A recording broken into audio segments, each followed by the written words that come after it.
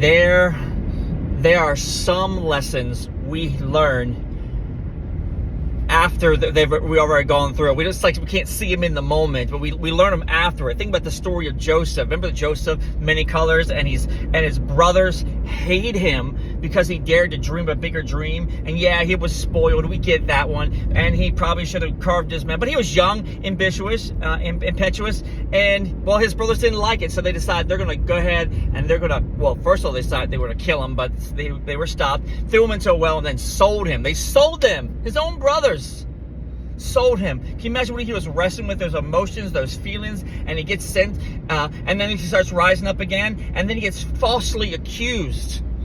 He gets falsely accused. He tried to do the right thing. He actually ran, and he gets falsely accused and gets stuck and goes to prison. Man, the emotions he must have been feeling. The anger that probably tried to get a hold of his spirit, but he worked it out, and he figured it out, and then he starts building up again. He's doing his best in the prison, and he gets promoted. And Pharaoh recognizes him. And all of a sudden, now life is getting a little bit better. He gets better, and he's working the land. He's working, and he gets married. He's having kids. And then he's confronted once again with the same people who hurt him, the same people who caused him a lot of pain. He gets reintroduced to that. Matter of fact, the Bible said he set up this little scheme, this dinner thing, and 2 times he had to remove himself just to deal with all the emotions. But Genesis 50:20 says his ultimate reply. This is it. This is so brilliant.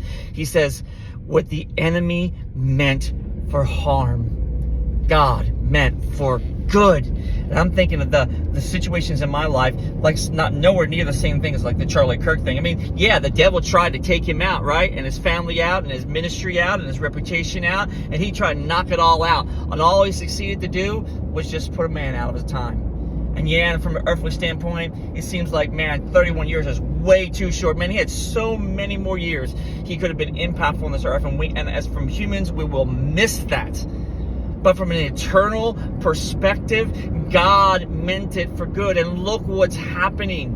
Look at the revivals out there that are breaking forth, that are going forth. Look at, his wife, my goodness, at the Memorial Service, she stood up and did something courageous and forgave him. And that is making ripples throughout the community. Ripples, yes.